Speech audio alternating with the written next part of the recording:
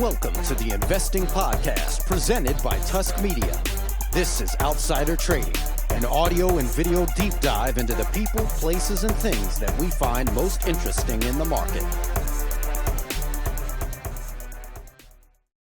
Hey everybody, welcome back to the Investing Podcast, a very casual edition. We're talking about Google, so I figured I'd dress like a Silicon Valley slob. Andrew All here, Ben and I, real quick, show some love. Check us out on Twitter at Tusk Media LLC. We're also on Facebook, facebook.com/Tusk Media LLC. And since we're talking about Google and since we own stock in Google, go to YouTube, search Tusk Media, hit subscribe, watch every video we have, just back to back to back. We've got playlists, we've got old videos from where it's just me in an office I don't even work in anymore, talking for 4 or 5 minutes about the market. We got videos of us doing analysis on single companies, talking about really important things that aren't relevant anymore, like the election and Brexit, all kinds of good stuff. Go check out the archive, watch it all, click on all the ads, all that comes up and comes into play with the conversation about Google. So Ben, you ready to jump in a little bit? Yeah. Let's not bury the lead, let's just jump in right now. You think Google's attractive? I do. I think that Google right now is underappreciated by the market. I know that sounds crazy when it's a company that's trading over 20 times earnings, but I think that what you're seeing is revenue growth accelerate. I think you're seeing underutilized assets have a greater utilization, which is difficult to quantify in the tech world, but I think it's very much a truth. And so I'm very much bullish on Google, and I think that they have a lot of opportunity, probably even more so, as much or even more than Amazon. So let's just jump in on the first point you made. You said you don't think the market's putting much value or much of a premium kind of on the future and the optionality where this company could go.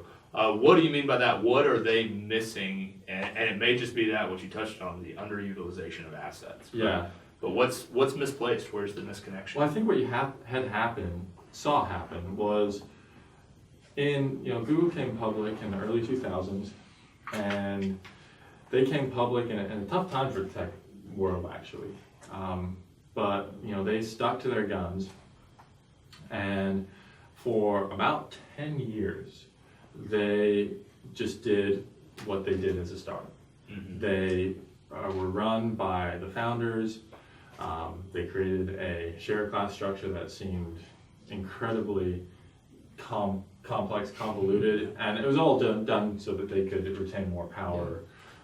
They had the raise capital, give nothing away for it. Exactly.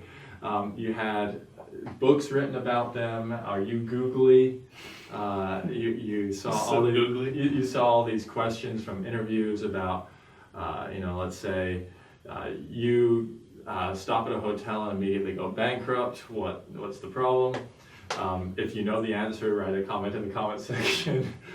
But you have this culture. 10% of your time you can do whatever you want with, which may have worked when your business was 10, 15, maybe even 100 people. But when your business is tens of thousands of people, giving everybody 10% free time is a lot of time.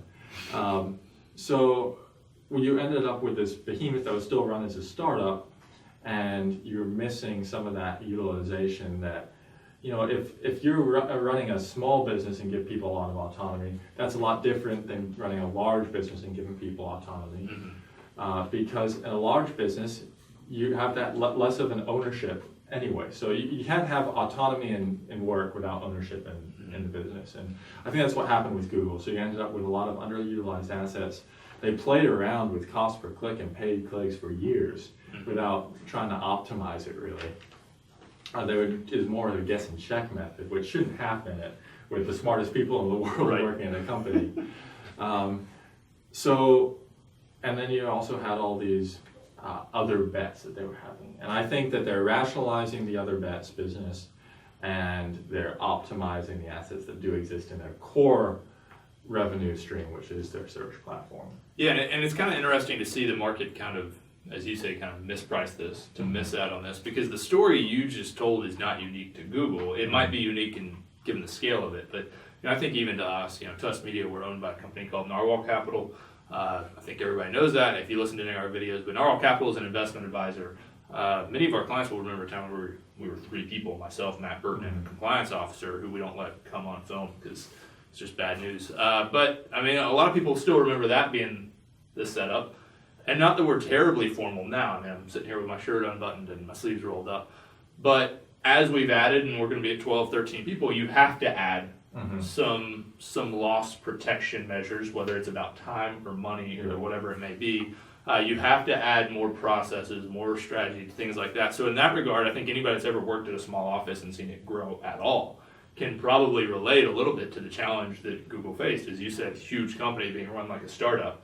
You have to make some adjustments. And there were assets basically not being optimized, which is wild.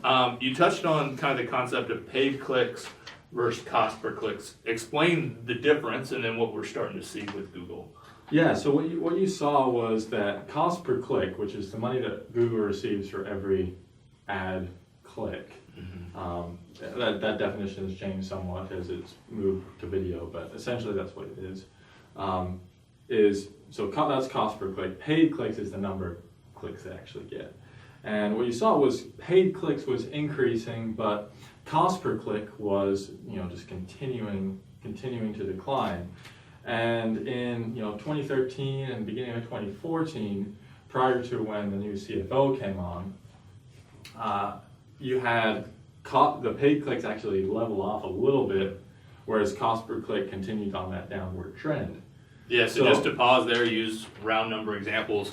100 clicks at $1 per click is actually worth more than 200 clicks at 25 cents per click. And if that 200 cents levels off, or 200 clicks levels off, and it goes from $1 per click to 75 cents to 50 cents to 25 cents to 10 cents to 5 cents, all of a sudden you're not making the money you need to be making. You're not growing, you're actually losing revenue there. Exactly. So, and you saw this shown in revenue growth year over year. So revenue growth decelerated substantially, and it was declining. The growth rate was declining at such a rate that people were wondering, is this company now just going to grow at GDP? And this is Google. But now what you're seeing is it's starting to reaccelerate. And what's important now is that it's cycling over more difficult comps. So it's accelerating over a tougher comp than last year, for instance. So that's really a bullish sign.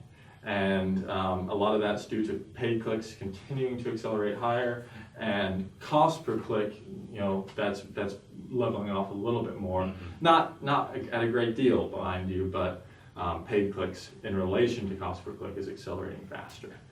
So that's good news for revenue. What you're also seeing is that the foreign exchange headwinds, which hurt them a year and 2 years ago, those are starting to ameliorate, which is also allowing the revenue growth to accelerate. So we've got a company that needs to grow to justify probably a multiple of 20 or so. It's certainly not looking like a company that's going to grow at the rate of GDP. It seems like we've hit that inflection point. We're kind of starting to rally, and that's the big driver for you being bullish on it. At the end of the day, that's kind of what we're watching. Are those? Would you say the cost per click and paid clicks are still the data points to continue to look at? Kind of period over period, earnings release after earnings release? Yeah, and what we can do is we'll be updating Google on Tusk Media after the announcement. So we have charts that are rebased to 100 going back a few years. So we'll continue to update those because it's important to watch those in relation to one another. The other thing in terms of asset utilization is also the efficiency, and that is providing more revenue with not just revenue efficiencies, but also overall business efficiencies where your general and administrative costs are more stable even while your revenue is accelerating, so that you're growing EPS even faster than revenue. There you go. So that's our view on Google. We like it. We own it for clients. We're picking up some more for clients. And we do think there's an opportunity with this stock. Y'all have a great day. This is Tusk Media. Hit subscribe. Talk to you soon. Tusk Media is a subsidiary of Narwhal Capital Management. Ratings and reviews of Tusk Media content are not to be construed as endorsements of opinions, analysis, or services offered by Tusk or its parent company. The opinions and predictions shared here are our professional beliefs at the time of publication. We are not under duress from any of the corporate entities mentioned. This is not a solicitation to take any particular action. Although we are investment advisors, this information should not be considered investment, legal, or tax advice. We strive to be as impartial, insightful, and accurate as possible. We base our opinions, analysis, and calculations on information we believe to be reliable, but we cannot guarantee its accuracy. We can, however, guarantee that our opinions will sometimes be flat out wrong due to a variety of factors. Employees and clients of Narwhal Capital Management may or may not hold positions in the securities detailed and may or may not hold these positions in the future. A full list of all securities purchased, sold, or held during the 12 months preceding the date of this publication can be provided upon request. Unless otherwise noted, all data accessed via MarketWatch or the Bloomberg terminal. Past performance does not guarantee future results. A copy of Narwhal's Form ADV is available at the SEC's website, www.advisorinfo.sec.gov, or from Narwhal upon written request.